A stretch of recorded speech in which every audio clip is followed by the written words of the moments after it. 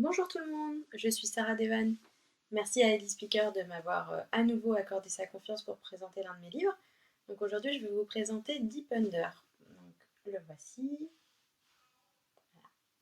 Deep Under, ça raconte l'histoire d'un homme, Vincent, qui a 37 ans, qui habite aux États-Unis et qui du jour au lendemain va quitter sa femme, sa fille, son travail pour partir à la recherche de son premier amour qu'il a perdu. C'est avant d'être un road trip et d'être un voyage géographique, c'est un voyage initiatique dans sa psychologie, parce que c'est un personnage qui est assez révolté, torturé, et il va évoluer tout au long du livre par ce voyage, par ce road trip qu'il va faire en compagnie d'une parfaite inconnue qui s'appelle Barbara et qu'il va rencontrer sur le bord de la route. Euh, Donc voilà, la question de retrouver son amour, évidemment, va se poser, ce qu'il va la retrouver ou pas.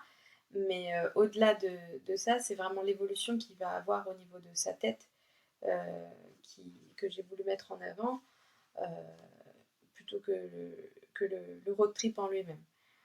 Ça se passe aux États-Unis, ça commence à Atlanta et ils vont aller un petit peu partout. Voilà, il y aura aussi l'histoire de Barbara en parallèle dans ce livre.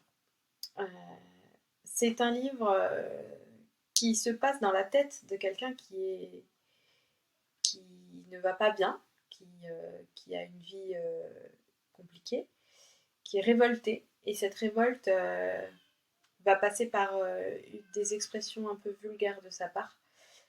Euh, c'est volontaire de ma part et c'est le personnage qui est comme ça. Donc voilà. Je vais vous lire un chapitre. Donc, je vais peut-être pas vous lire le premier chapitre, je vais vous lire le deuxième chapitre. C'est un livre qui. Alors, j'ai voulu faire quelque chose d'un petit peu différent. Les numéros de chapitres, en fait, correspondent à chaque lettre de l'alphabet. Donc, le chapitre A, c'est A comme Atlanta. B, comme Barbara.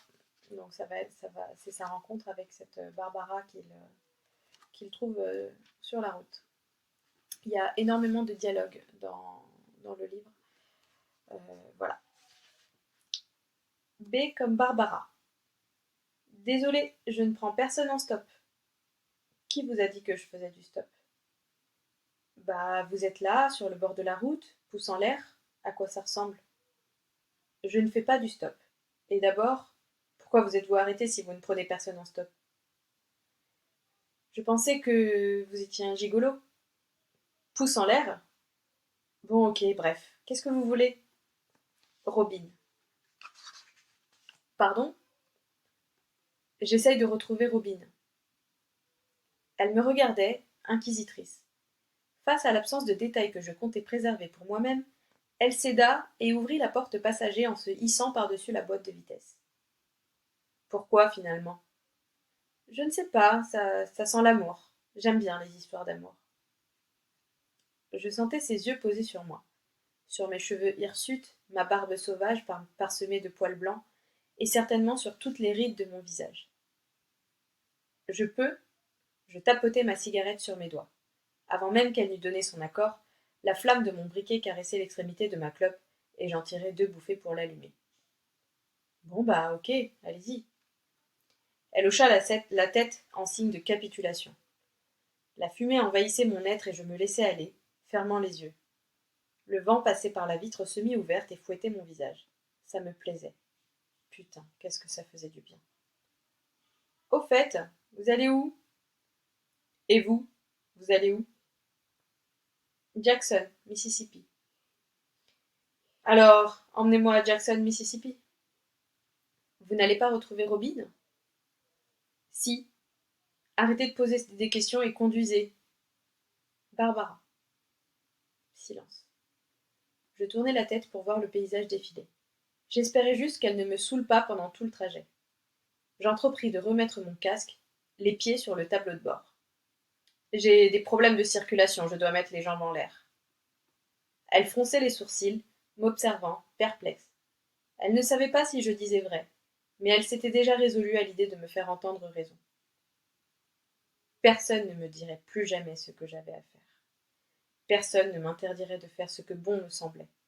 Plus jamais personne. Le sommeil avait fini par m'emporter. J'avais marché une bonne partie de la nuit avant d'interpeller les voitures sur la route.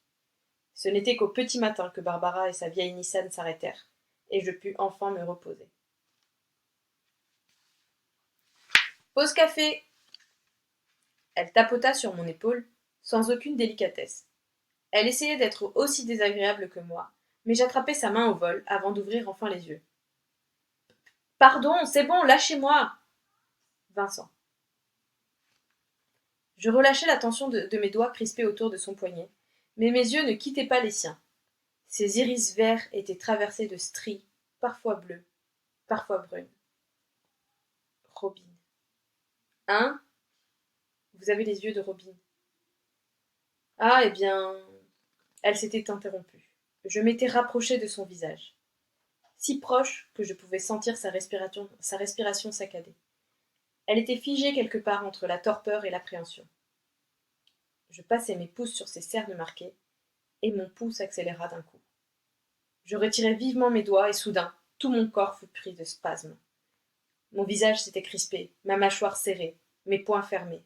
L'agitation me regagnait. Ça faisait longtemps. Ça faisait 18 ans. Les secousses de mon corps furent de plus en plus violentes, mais aucun son ne sortait de ma putain de bouche.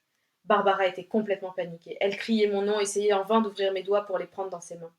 La chaleur m'envahissait, et je sentais les gouttes de sueur perler de toutes parts. Je manquais d'air, je manquais d'oxygène. Mon oxygène. Robin. Robin! Ma voix avait enfin éclaté et emplissait l'habitacle d'un puissant cri de détresse, libérant ainsi mon corps de toute sa rigidité. Barbara pleurait et caressait ma tête, ne sachant que faire dans pareille situation. Ça va, soufflez, tranquille, voilà. Je m'extirpai de ses bras. Je ne voulais pas qu'elle me prenne en pitié. Elle avait l'air plus ou moins aussi âgée que moi, mais ça ne l'avait pas empêchée d'être touchée par ma crise de panique. C'est bon, Barbara. Sûr? Bon, on le prend, ce café? Mon visage ne devait pas être aussi impassible que ce que j'espérais, car elle sortit de la voiture avec un petit sourire en coin. Elle était rassurée. Bizarre d'ailleurs, d'être rassurée du retour de l'horrible Vince. Avachie sur la banquette du Race Café, je tenais la tasse dans ma main droite, sans en absorber le breuvage. Mes autres doigts, eux, se baladaient sur ma barbe, grattant par endroits la peau rêche d'en dessous. Vous êtes mariés? Ce n'était pas une question. Ce n'était pas une affirmation non plus. C'était une observation. Une observation qu'il avait laissée pantoise. Avec Robin? Si seulement. Ah. Mais je l'ai épousée une fois, dans un rêve, le 16 juillet 2010. Waouh. Cette femme commençait à m'impressionner. Elle n'avait pas eu peur de mon look quand elle m'avait laissé entrer dans sa voiture. Elle n'avait pas été affectée par mon attitude. Elle n'avait pas pris peur quand je m'étais approchée de son visage, mes lèvres à quelques centimètres des siennes. Et là, elle restait devant moi, sirotant son café, alors que je lui laissais entrevoir les tréfonds de mon âme perdue. Là où quiconque aurait pris la poudre d'escampette. Barbara m'intriguait. Pourquoi vous allez à Jackson, Mississippi? Elle fut un instant surprise de ma soudaine prise de parole, puis détourna le regard et son sourire s'effaça. Elle avait une raison de souffrir, elle aussi. Vous et moi, on y quitte, on arrête avec les questions privées. Ça me va, monsieur Vincent. Très bien, madame. Mademoiselle. Madame Barbara. L'ado grincheux qui faisait office de serveur laissa place quelques minutes plus tard à une jeune fille aux atouts plutôt intéressants. Barbara avait capté ma séquence de reluquage et claqua des doigts juste devant mes yeux. On y va? Ouais. Je déposai un billet sur la table. Mais lorsque je vis l'air reconnaissant qu'arborait le visage de Barbara, je compris qu'il y avait malentendu. Je n'avais nullement l'intention de lui offrir son café. Mais elle avait les yeux de Robin. Alors je me levai, abandonnant mes 10 $ sur la table, et me dirigeai d'un pas vif vers la sortie. Voilà, c'était un extrait. Euh, J'espère qu'il vous aura plu, donné envie de connaître la suite. C'est un peu le personnage, des phrases un peu tranchantes, des réflexions parfois méchantes, mais une sensibilité au fond qui sort de sa souffrance.